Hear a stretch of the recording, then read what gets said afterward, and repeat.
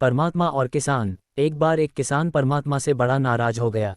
कभी बाढ़ आ जाए, कभी सूखा पड़ जाए, कभी धूप बहुत तेज हो जाए तो कभी ओले पड़ जाए।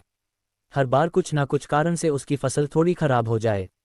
एक दिन बड़ा तंग आकर उसने परमात्मा से कहा, देखिए प्रभु, आप परमात्मा हैं, लेकिन लगता है आपको खेती बाड़ी की ज़्यादा जानकारी नहीं है। एक प्रार्थना है कि एक साल मुझे मौका दीजिए, जैसा मैं चाहूँ वैसा मौसम हो, फिर आप देखना मैं कैसे अन्न के भंडार भर दूंगा।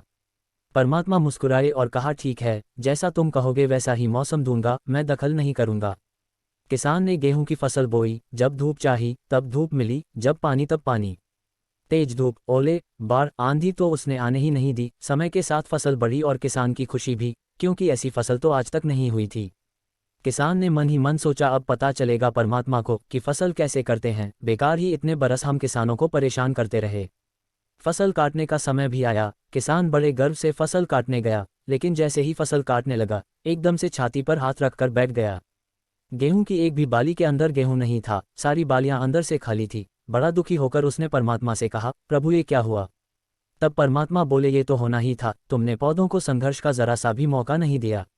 ना तेज धूप में उनको तपने दिया, ना आंधी ओलों से जूझने दिया, उनको किसी प्रकार की चुनौती का एहसास जरा भी नहीं होने दिया। इसीलिए सब पौधे खोखले रह गए। जब आंधी आती है, तेज बारिश होती है, ओले गिरते हैं, तब पौधा अपने बल से ही खड़ा रहता है।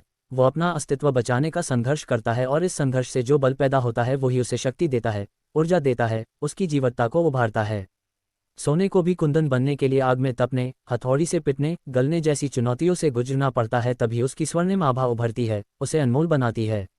उसी तरह जिंदगी में भी अगर संघर्ष ना हो, चुनौती ना हो, तो आदमी खोखला ही रह जाता है, उसके अंदर कोई गुण नहीं आ पाता। ये चुनौतियां ही हैं जो आदमी रूपी तलवार को धार देती हैं, उसे सशक्त और प्रखर बनाती हैं। अगर प्रतिभाशाली बनना है तो चुनौतियां तो स्वीकार करनी ही पड़ेंगी, अन्यथा हम खोखले ही रह जाएंगे। अगर जिंदगी में प्रखर बनना है, प्रतिभाशाली बनना है, तो संघर्ष और चुनौतियों का सामना तो करना ही पड़ेगा।